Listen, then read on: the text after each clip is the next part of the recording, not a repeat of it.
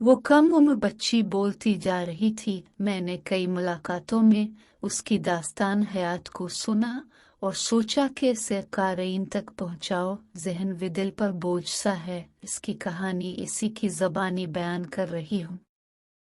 मेरी माँ का जवानी में इंतकाल हो गया। अबू मुझे बोझ समझने लगे। भाई कोई था ना। मुझे एक दरमियानी उम्र के रिक्शा वाले से ब्याह दिया। मेरे तो गलियों में सहेलियों के हमरा खेलने के दिन थे, जब मुझे मालूम हुआ कि अब खाना भी पकेगा और मिठाई भी आएगी तो पेट भरने और नया जोड़ा मिलने के तसव्वुर से बेहद खुश हुई और खुशी खुशी चंद दिन पेट भर कर खाना खाया।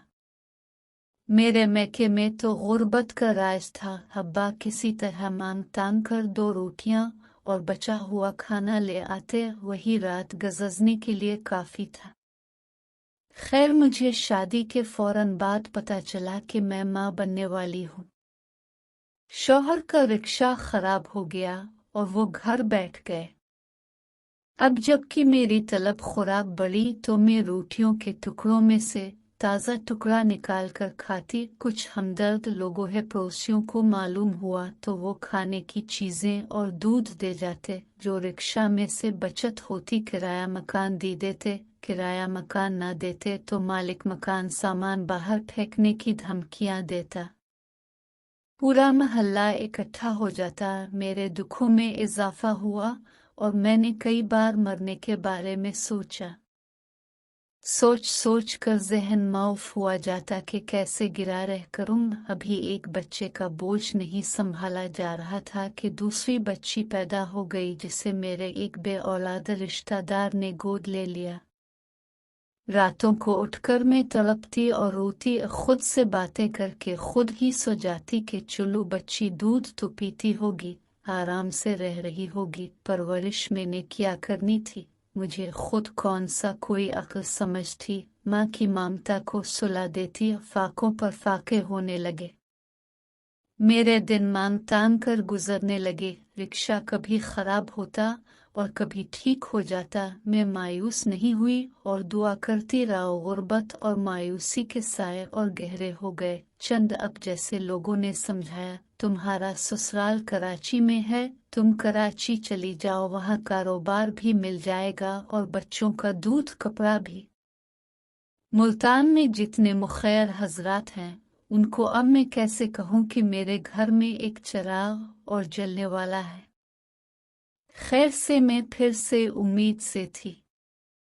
इसके हालात जानने के बाद मैंने और दोस्तों ने वहीं बैठे सोचा कि उनको कोई ये बताने वाला नहीं कि तुम्हें बहुत से लोग पनाह देते, घर भी रहने को देते, लेकिन अब ये जो फैमिली में इजाफा दर इजाफा हो रहा है, इसके जिम्मेदार लोग हैं, डॉक्टर्स हैं या तुम और तुम्हारा मियाँ। वो रोने लगी मुझसे। जो बन सका करती रही, तसल्लियां भी देती रहा और मिलने वालियां भी समझाती रहीं कि आप खानदानी मंसूबा बंदी पर अमल करें।